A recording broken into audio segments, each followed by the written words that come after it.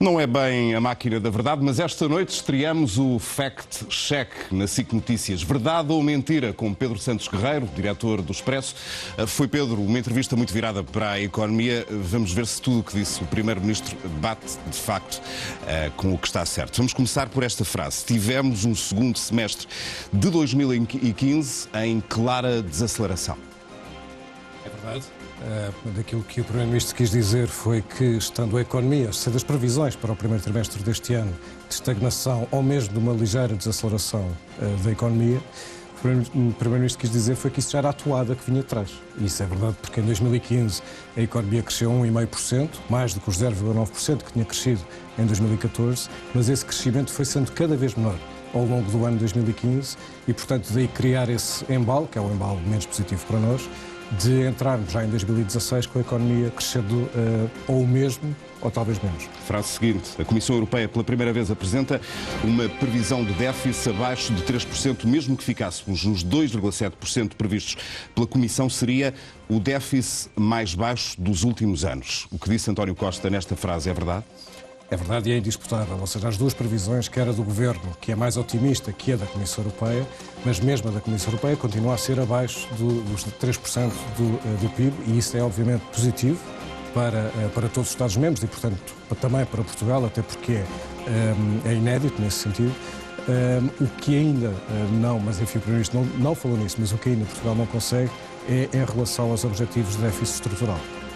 Outra frase, aquilo que explica o aumento do número de desempregados, e aqui entramos noutro setor, é haver mais pessoas à procura que saíram da inatividade. Verdadeiro ou falso? Sim, é verdade. Há pessoas inativas, desempregadas e empregadas. E todos os meses há pessoas que passam dos estados para os outros. E o que aconteceu foi que houve mais pessoas a passar, houve 4.600 pessoas que passaram de desempregadas para empregadas. Só que houve 10.900 que passaram de inativas para desempregadas. E, portanto, o saldo total é que há um aumento do número de desemprego que tem muito a ver, ou melhor, tem exclusivamente a ver com pessoas que deixaram de estar inativas, ou seja, passaram a estar à procura de emprego, embora ainda não o tenha conseguido. Outra frase sobre desemprego. Disse António Costa que temos um aumento ligeiro do desemprego, mas temos entre emprego criado e emprego que foi destruído um salto positivo neste trimestre de 5.000 novos postos de trabalho. Verdadeiro ou falso? Aqui parece haver um erro. E esta resposta decorre da anterior, porque o tal saldo dos 5.000 empregos terá a ver com a tal transferência de pessoas que passaram de desempregadas para empregadas. Mas quando comparamos o final do ano passado com o final do primeiro trimestre deste ano, vemos que a economia perdeu 48.000 postos de trabalho. A comparação já seria positiva se comparássemos com o primeiro trimestre do ano passado, portanto a chamada comparação homóloga. E nesse caso a economia já criou 36.000 postos de trabalho. E, portanto, aqui as contas do Primeiro-Ministro não batem certo. Vamos aqui para esta mesa, Pedro, juntar-nos ao Bernardo Fogão. Boa noite, Bernardo. Até porque foram ditas outras coisas nesta entrevista, foram, de resto, avançadas algumas novidades sobre o imposto sobre produtos petrolíferos, nomeadamente, Pedro. Sim, não foi um anúncio, foi um prenúncio, quase, porque ao dizer que a boa notícia ficará para o Ministro das Finanças, no fundo está a confirmar aquilo que já foi noticiado, que é uma descida do imposto sobre produtos petrolíferos. Já que o Ministro das Finanças tem estado tão desaparecido, permite-me dizer, com o António Costa tão no terreno dele, António Costa desta vez decidiu deixar a boa notícia para ele. Não sabemos se isso significa algo, não é? Sobre a Caixa Geral de Depósitos. Acho que ficou claro que amanhã o Ministro vai anunciar uma descida. Uma descida do imposto, sim. Sobre a Caixa Geral de Depósitos, o que fica claro é que o Estado quer aumentar o capital da Caixa. E esta frase tem duas informações. A primeira é um aumento de capital. A Caixa precisa de um aumento de capital de um valor que ainda não é conhecido, mas não vai ser um valor pequeno. E que poderá andar à volta de... Não sei, mas... Não conseguimos fazer essa previsão. A anterior administração tinha entregue, no final do ano passado, à então Ministra das Finanças, uma estimativa um cálculo de 800 milhões de euros de necessidade de aumento de capital. Esse valor parece-me francamente baixo para aquilo que nós vamos sabendo sobre as condições da Caixa de Depósitos, portanto receio bem que o valor seja bastante superior a esses 800 milhões. Mas há outra informação que se depreende desta frase e que é quem é que vai fazer o aumento de capital da Caixa, e António Costa diz que tem que ser o Estado. E isto colide ou pode colidir com aquilo que são exigências da Comissão Europeia, porque tendo em conta que a Caixa Geral de Depósitos teve ajudas de Estado, a Comissão Europeia poderia ou poderá querer que esse aumento de capital não seja do Estado, se fosse realizado por outros mecanismos, ou dito de outra forma, que fosse por privados. Provavelmente com o anterior governo isto seria possível, e se calhar desejado.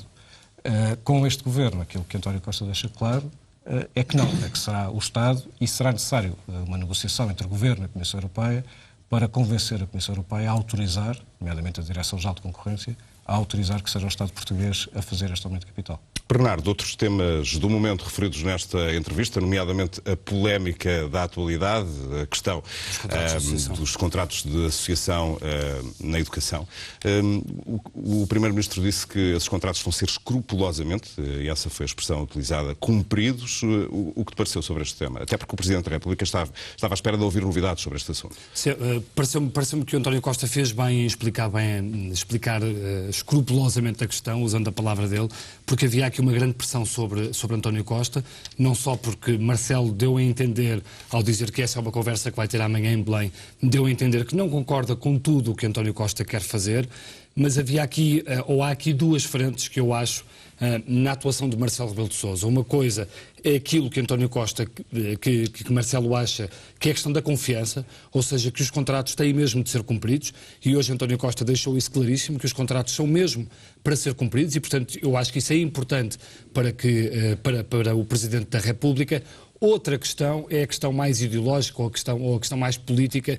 E aí parece-me que Marcelo não vai intervir tanto, porque essa é claramente uma competência do Governo e, portanto, Marcelo não governa, Marcelo é Presidente, mas acho que Marcelo não vai pôr cá fora essa ideia de que não concorda com esta posição que o Governo está a tomar. Embora me tenha parecido, como dizia no início, muito importante que António Costa tenha dito que os contratos são escrupulosamente para cumprir, embora tenha também explicado, e nessa parte estou, de certa forma, de acordo com ele, que é a questão de este Governo tem de combater as redundâncias, ou seja, onde há escola pública, não faz sentido que o Estado esteja a pagar um colégio privado que esteja ali mesmo ao lado. E esse tem sido o discurso principal do Governo sobre este assunto. Ontem fez 6 meses de geringonça. E deixa-me só dizer, este é um assunto de facto muito importante, não só por causa da questão de Marcelo Rebelo de Sousa, mas também porque nesta altura já tens vários autarcas do Partido Socialista, tens a Igreja Católica e, portanto, como dizia há pouco um colega nosso,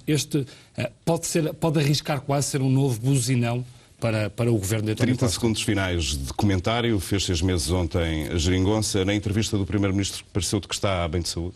Está, parece-me que está perfeitamente de saúde e recomenda-se. Acho que António Costa deixou aqui uma ideia importante. Ele já a disse, mas é importante que eu diga agora que passam 6 meses, que este é um Governo de estabilidade para a legislatura.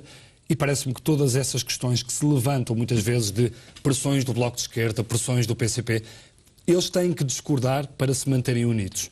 O Bloco e o PCP têm de discordar, têm de haver divergências para que possa haver convergência. Porque no momento em que não houver divergências, no momento em que estejam todos de acordo aí sim o PS pode começar, ou o Bloco e o PCP podem começar a desconfiar que o PS está a entrar demasiado no terreno deles. Portanto, acho que esta geringonça, como se costuma dizer, e como disse também António Costa, está bem e funciona. Bernardo Ferrão, Pedro Santos Guerreiro, obrigado pela análise na noite em que o Primeiro-Ministro António Costa deu a primeira grande entrevista em televisão à SIC.